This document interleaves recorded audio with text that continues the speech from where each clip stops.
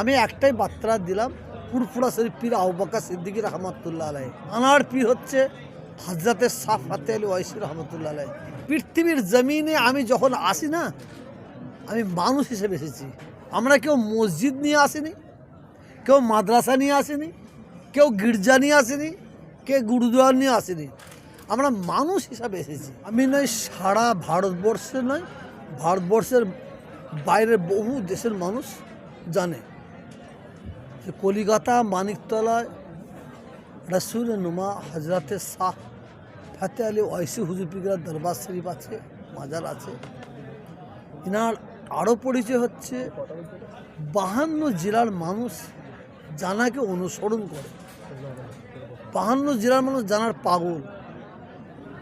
ভারতের দ্বিতীয় মুসলিম তীর্থভূমি ফুরফুরা শরীফ পীর আবু বকর সিদ্দিকী রহমতুল্লাহ আলাইহি। তানার পীর হচ্ছে হযরতে শাহ ফাতে আলী ওয়াইসি রহমতুল্লাহ আলাইহি। ইনি কত বড় আলেম, কত বড় মুফতি, কত বড় মুহাদ্দিস, আমি ইনার মুখে ব্যাখ্যা দিয়ে বলতে পারবো না। ইনি হচ্ছেন রসুলের দিওয়ানা, রসুলের পাগল। ইনার দরবার থেকে মানুষ, ইনার ওসিলা দিয়ে যখন মানুষ আল্লাহকে চায়, আল্লাহ তাকে ফিরিয়ে দেয় না। এমন একটা দরবার। এই দরবারে মানুষের আসার একটাই উদ্দেশ্য হচ্ছে আল্লাহর মাহবুব বান্দার দরবারে এসে আধ্যাত্মিক ফায়েজ নিবার জন্য এখানে মানুষ পড়ে থাকে।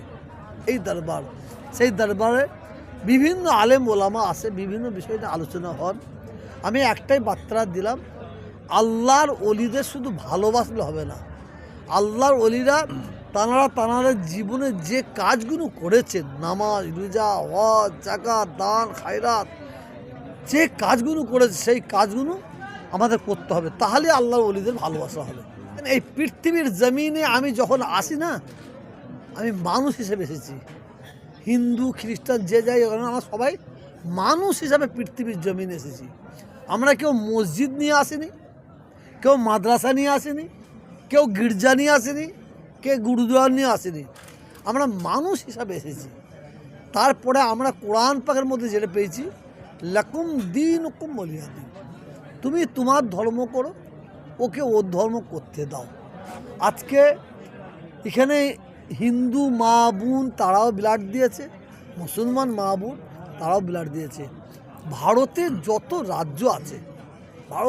রাজ্য আছে, যদি হিন্দু মুসলমান শিখ ইসাইর ঐক্য, একতা, ভ্রাতৃত্ব, ভালোবাসার রাজ্য যদি 1 নম্বর দিতে হয়, সেইটা পশ্চিম বাংলাকে দিতে হবে। এর কৃতিত্বটা কাদের? মমতা ব্যানার্জিরও নয়, বুদ্ধদেবের নয়, অধীর চৌধুরী নয়। এর কৃতিত্বটা হচ্ছে হযরতে শাহ ফাতে আলী ওয়াইসি হুজুর রহমতুল্লাহ আলাইহি। এর কৃতিত্ব হচ্ছে ফুরফুরার পীর আবু বকর সিদ্দিকী রহমতুল্লাহ আলাইহি।